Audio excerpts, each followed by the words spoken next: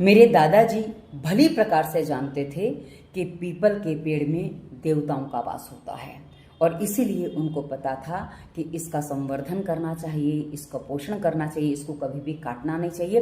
और ऐसी स्थिति में वो कभी भी उस पेड़ को काटते नहीं थे और बढ़ाते और थे।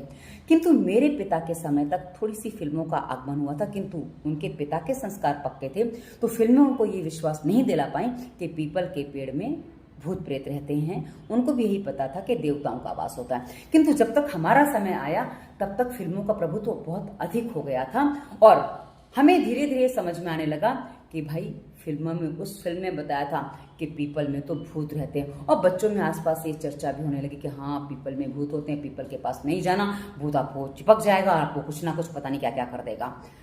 अब आगे बढ़ते हमारे बच्चों की ओर।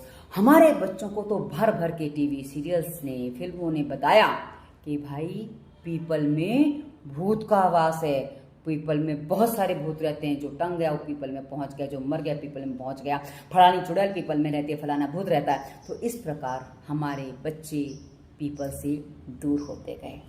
मित्रों, हमने अपने जीवन में जानते हो सबसे बड़ी भूल क्या की है?